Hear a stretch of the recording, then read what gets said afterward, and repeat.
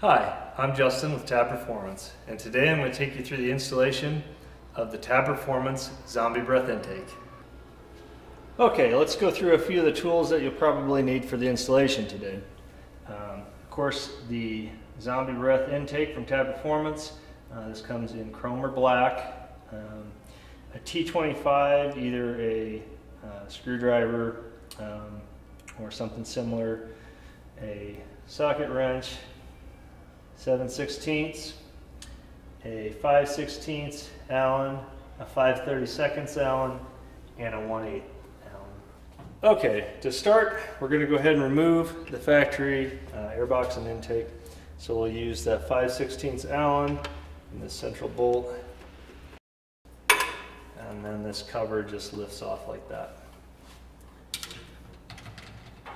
Next, we'll use our T25.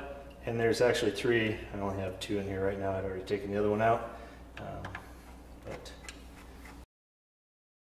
Then you can go ahead and remove your stock air filter as well as the breather tubes. You will want to pull this tube out as we will be reusing this piece. Okay.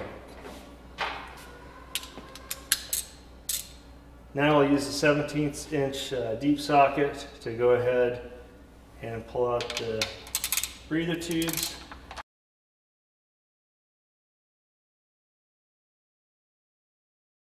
You will want to keep the breather bolts as well, since we will be reusing those as well.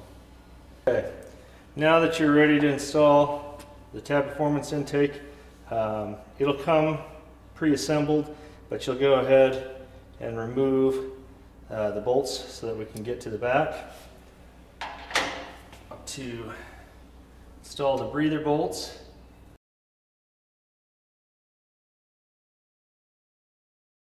okay, next you'll want to grab the backplate ring and the factory breather hose, and you'll feed that breather hose right through the hole in that back ring. And then what we'll do is we'll go ahead and plug these back into the breather tubes. And you'll see how that kind of lines up. You can make some adjustments. You want this to be basically so that the hose is right there towards the center. Now that we have the back ring up, we're going to go ahead and put our supplied bolts in through the ring. And then we'll kind of match those up to this backplate ring.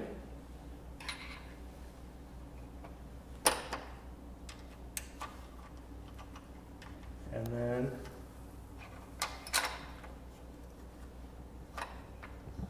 tighten everything down.